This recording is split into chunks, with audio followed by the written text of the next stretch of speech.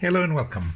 The area of the triangle revisited. I've done a video quite a while back about 3 or 4 possibly methods of finding the area of a triangle. Of course, not base times height divided by 2 in 2 dimensions, but now I'm going to do it in 3 dimensions. So we're going to look at the problem, and we have a triangle whose coordinates are at A, 1, 0, 0, B.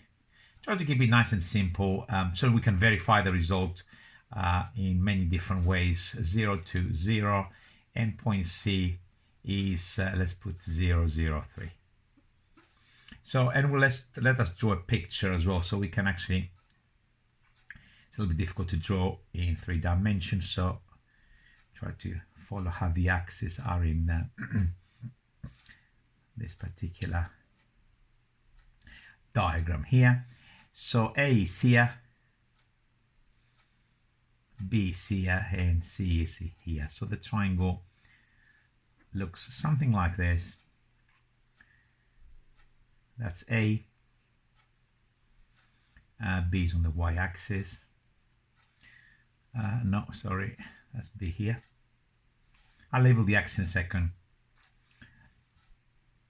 So this is the y, this is the x, and this is the z. So if you can imagine how I'm viewing this particular triangle, I'm viewing it from it being inside the first octant and looking down onto the origin there. So that's just the x and the y, so I'm viewing it from there, and of course the z is moving upwards. Okay, I seem to have knocked my thing out of the way, so let's readjust it, and let's look at the method of actually finding the area of this particular triangle. Well, the first and obvious thing to do there is, since we have the coordinates, is to actually use the cosine rule. So if you look at the measurements that we got in there, which of course this is a 1, this is a 2, and this is a 3, it's evident that this hypotenuse, because of course they're all right angles in there, is 2 squared plus 1 squared. This is a root 5.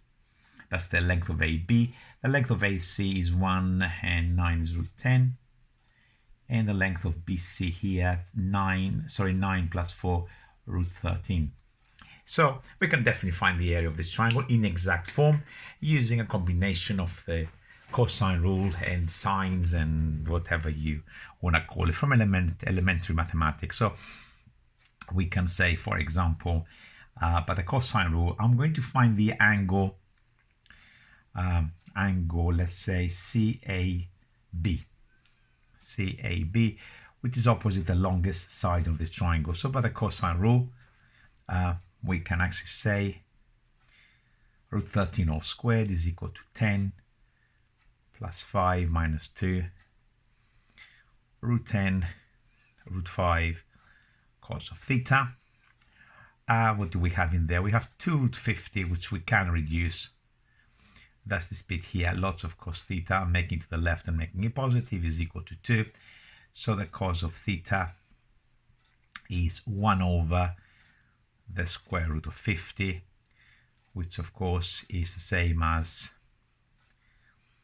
root 50 over 50, which is 5 root 2 over 50. So that is root 2 over 10. So that's the cos of theta. We require, of course, the sine of theta. I'm going to do a little triangle, right angle triangle here. I want, of course, the exact value for that. So the cos of theta is root 2 over 10. So that's going to be root 2 over 10. So that's by Pythagoras. 100 take away 2 is 98, root 98, and root 98, of course, 7 root 2. So the sine of theta is 7/10 of root 2. And finally, area of the triangle is a half. So we're looking now, I found this angle here, and I'm going to use the root 10 and the root 5. So it's actually a half AB length times AC times the sine of theta, which will give me a half. AB was AB. AB was the root 5, root 10, and the sine of theta was 7 over 10 root 2. And what do we get for this now? Half 7/20. I'm just doing the half of 7/10. And then if we look at all the third bits, 2 times 5 is 10, times 10 is 100. The root of 100 is, of course, 10. And I'm making this, of course, 3.5 square units. Okay, so this particular triangle, the triangle ABC, which is just a made-up triangle, is nicely done to this particular value. Okay, so that's method number one. Can we do it a different way? We can use now, so this was basically a little bit of 3D drawing what we've done so far, and elementary pre-A-level mathematics, cosine rule and area of a triangle. But we can use a little bit of further math. So that's method 2 now. So I'm going to use vectors for this particular one. So first of all, I'm going to find the vector. I get AC and AB to keep it nice and simple. Vector AC is C minus A. So that is going to be 0, 0, 3 minus, apologies again for how I'm writing my vectors. My vectors are written as covectors. Anybody who doesn't like it can go to a different site if you want. That's one of the things that I do a little bit different. Okay, so that's the vector AC. We're going to find the vector AB as well. And I hope you can see where I'm going with this, the further mathematicians that is. So B is 0, 2, 0 minus 1, 0, 0. And that will give me a minus 1, a 2, and a 0. In the area of a triangle, I think this is now, depending on what board you're doing in further maths, maybe ordinary further maths, maybe further maths, I'm not quite sure. The area is a half the modulus of AC cross AB. And of course, the modulus is there, so if it turns out to be negative. So basically, we get the triangle flipped from the cross product. We just take the absolute value. So this is a half. This is the modulus. This is the determinant AC, I, J, and K. AC is minus 1, 0, and 3. Minus 1, 2, and 0. And this will now give us the result very, very quickly. The I component, first of all, modulus. And we got the vector 0 minus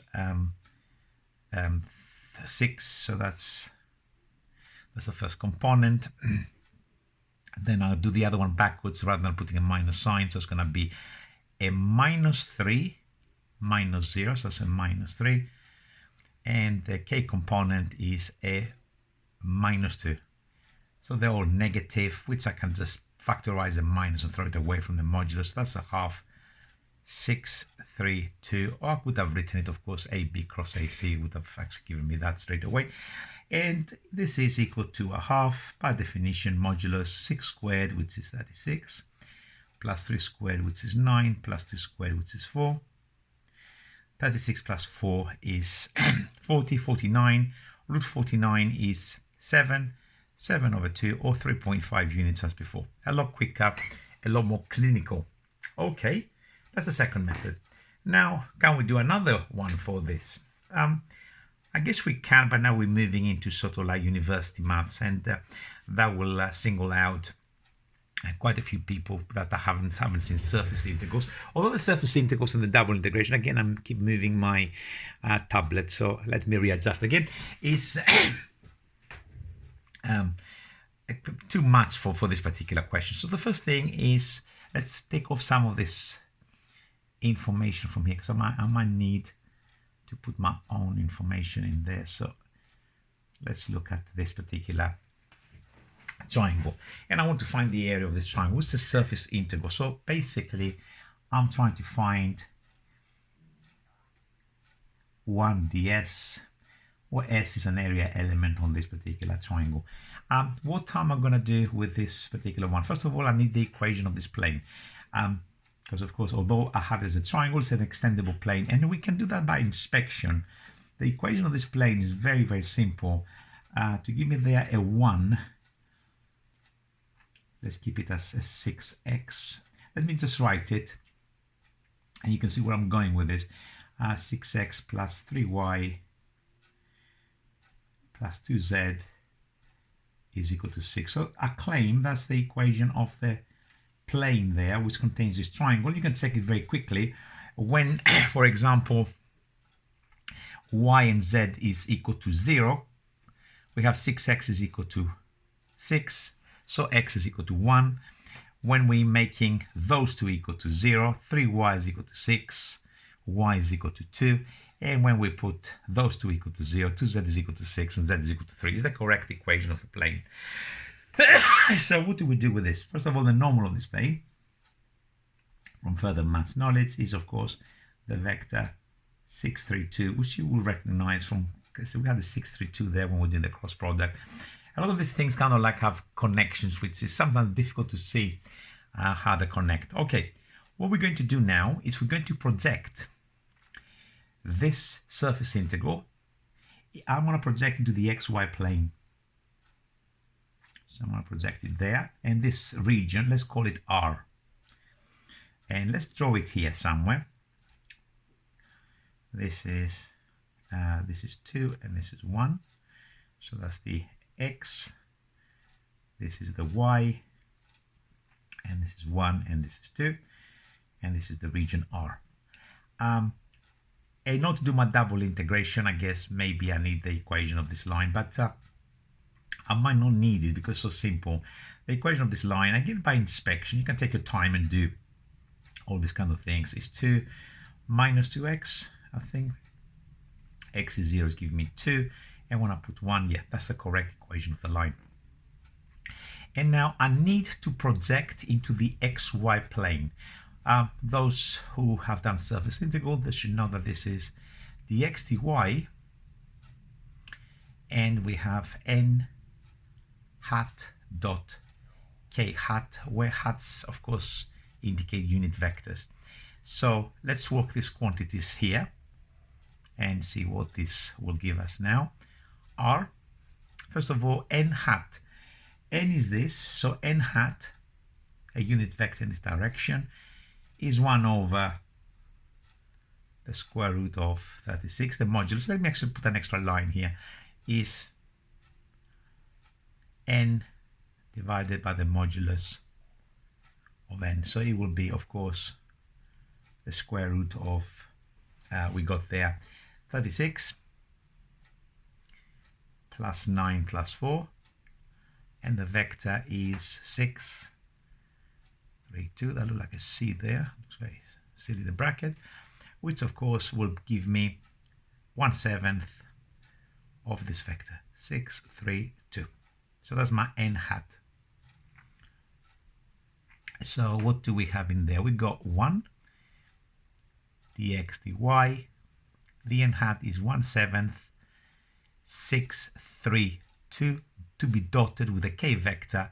That dot in there should be an underline, and the k vector, of course, the vector 0, 0, 1.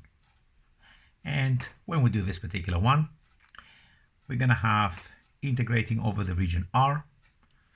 1 divided by 7 is 7, and we'll do this dot product. We have dx dy. This gives me 0, this gives me 0, so it gives me 2. So it's basically, I can pull out 7 over 2, 1 dx dy. I don't even need that to do any proper integration because, of course, it's basically, that's the area of this region here. Although you can do double integration, the area of this region here is 2 times 1 divided by 2, which of course will give you 1. And of course, that should give you 3.5 units as we did before.